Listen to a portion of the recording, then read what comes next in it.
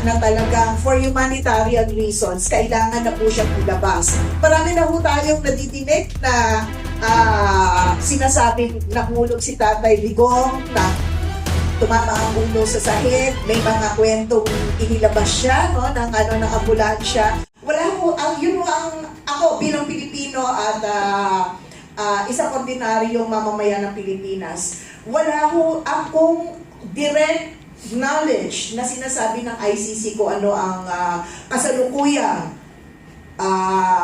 health condition ng ating kababayan na Pilipino para ma-justify ang kanyang patuloy na pagkakakulong sa loob ng ICC. So kung mapapatunayan, at tingin ko naman po ginawa naman lahat ng abogado ng ating dating Pangulo ang lahat ng makakaya nila upang i-justify, bigyang basihan ang kanyang interim release. In fact, hindi nga lang po dinisclose yung host country, pero meron naman pong willing na host country at sisiguraduhin sa mahigpit na mga kondisyon hindi mapapatakas ang ating dating presidente, and they can assure that one, plus yung health condition, umaasa po tayo na makikita ito ng appeals chamber at mapapayagan po na magkaroon ng interim release. Kaya nga po sinabi ni Attorney Lambino, hindi naman sinasabi na hindi na itutuloy. Ituloy!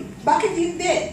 Dahil yun din naman sinabi ng ating Pangulo. Subalit, sa pagkakataon na ito, mas dapat manaig ang karapatang pangtao, especially on the humanitarian aspect, At alam ko po, tayo ho ay nananalangin na magkaroon ho ng enlightenment ang appeals chamber na makita po itong aspeto ito upang mabaliktad ang desisyon ng pre-trial chamber sa hindi pagpapabigay ng interim release sa ating dating presidente. Yeah, yung mga tumututol na mga Pilipino, lalong-lalo na po yung mga grupo na tinatawag dito sa atin ng mga kaliwa, pero legally sila yung mga terorista. O kaya yung mga ibang mga kulay, si Kape medyo kulay pink na yan, o kaya yung mga dilawan, o kaya yung tinatawag nating DDH, yung mga diehard Duterte haters. Ay gusto nila mamatay na yata si Tatay Digong sa kulungan. Hindi ba yun ang napaka-un-Filipino? Di ba? Un-Filipino po yun, yan ang tunay na un-Filipino. Alam naman po natin may presumption of innocence, hindi pa nga yan nasisintensyahan, pero ayaw nilang mabigyan man lang ng interim release si Tatay Digong. Gusto nilang mabulok si Tatay Digong dyan sa kulungan sa Netherlands habang dinidinig yung kaso niya. Tingnan nyo na lamang po ang nangyayari ngayon tungkol sa droga. Hindi lamang sa Pilipinas, alam natin naglipanan na ngayon ang droga. At sinabi nga ni Attorney Mike, ni Mayor Mike Rama, na criminality is so rampant all over the country now. Ano ang reason yan? Because of drugs. At nakikita natin yung ginagawa ng Amerika ngayon dyan sa Caribbean, sa Venezuela, di ba? Lahat ng mga bangka o kaya mga motorboat, speedboat na mabibilis, na tumatakbo sa karagatan, lahat yan binobomba at talagang sinisira, pinapatay ng Amerika. Hindi ba nila kinukundina yon as crime against humanity? Pareho lang naman ng reason Drug war sa Amerika. Kung doon sa Amerika hindi kinukundina, bakit yung ilan bang tao yung sinasabi nilang na biktima na nagreklamo against Tatay Digong ng crimes against humanity? So itong mga Duterte diehard haters, yung gusto nyo yung pagpilitan po ninyong makulong si PRRD, un-Filipino po, following the language of one senator. That is very un-Filipino. Na yung tao na alam mong hindi pa naman nasisintensya, lalong-lalo na yung edad niya, yung kanyang health situation, ay hindi mo papayagan na mapagbigyan ng interim release. That's very un-Filipino. Karaul, dagdagan ko lang. Papasensya na po ito, pero yung salitang putang ina, sinabi na ho yan ng Supreme Court, hindi ho yan libelous, Hindi ho yan libelous. Kasi karaniwang sinasambit yan ng mga Pilipino. Ang masakit ho, lalong-lalo na ho sa akin, ay yung mga nababasa ko at nadidinig ko na sinasabing, bring him bones. Napakasakit. Yun yung sinasabi ni Karaul na napaka-un-Filipino. Wala eh. Wala sa ano natin yun, sa pagiging makabayan kung sasabihin mo na bring him bones. At yung isa pang sinasabi rin nila na, oh, may panibagong karton. Hindi ho kali natin yan. Kaya kasama ho ni Karaol, hindi ho ako sumasang-ayon doon sa mga DDH, doon sa mga makabayan, doon sa mga nakikisimpatya sa kanila na yun ang mga sinasabi. Yeah. Pakinggan natin si Karimar tungkol naman sa DSWD, yung sinampanyang kaso. Well, una binabati ko po yung 12 million senior citizens sa Pilipinas. Ito po yung sektor na hindi masyadong naiintindihan o iniintindi ng gobyerno. Yung pong, meron pong pinal sa Supreme Court, pero siguro mamaya na po natin yung i-discuss. Meron po kasing nirelease na executive order na unconstitutional ang Malacanang noong September 18.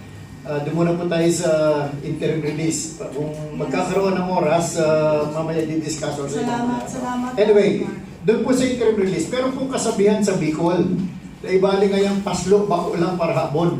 Ang sabi po, kung tatagalogin po, hindi bali raw swapang, huwag ka lang magnanakaw. Ang problema, yung hinaharap natin ngayon, swapang na, magnanakaw pa. So yun po yung dahilan. Ngayon, kung titingnan po natin yung interim release, siguro nga po tama si Karaol, kailangan, si Atty. Raul, kailangan natin dito panalangin. Kasi yung pong ICC, wala po silang standing na issue ngayon. Walang nakakulong sa kanila ngayon, walang kaso kundi yung kay PRRD. So kung i-release nila si PRRD, baka wala nang dahilan para sumuporta sa ICC yung mga gobyerno sa Europe. Di ba? However, on the other hand, kung sakaling magkakaroon ng masamang bagay na mangyayari kay PRRD, kung mamamatay siya, wag naman sa ICC, hindi kayang harapin ng ICC kung paano niya ipapaliwanag sa buong mundo na yung hindi pa naman convicted at saka merong sakit, i-retain nila. So ang masasabi ko po, siguro kailangan natin talaga yung panalangin na maintindihan ng ICC yung risk na baka merong mangyari kay PRRD habang nakakulong sa ICC na nililitis, baka yun yung maging dahilan para pagbigyan nila yung request for interim release. Okay po. Dugtungan ko lang po, Karimar, para po sa paglilinaw, no? Sa totoo lang, no, nililihis lang tayo ng mga yan, eh. Nililito lang nila ang mga Pilipino, mga kababayan natin. Sa totoo lang, wala pa siyang napapatunayan o hindi pa dumaan sa tamang proseso. Lahat.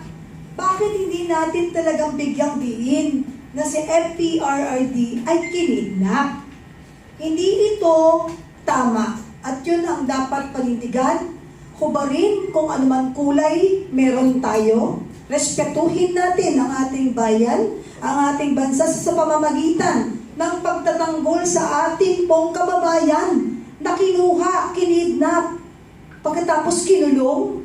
Hindi pa po nasasabihan kung ano talaga yung tinutumbok nilang kaso kay FPRRD, pero kinukondina na nila at sinasarado na nilang lahat para bang wala na siyang karapatang lumaban at wala na siyang karapatang bumalik dito. At talagang masakit yung sinasabi kanina, narinig ko kay Attorney Yvette, that instead na ang panawagan ng sambayan ng Pilipino is bring him home, tapos sisigaw sila ng bring him bones.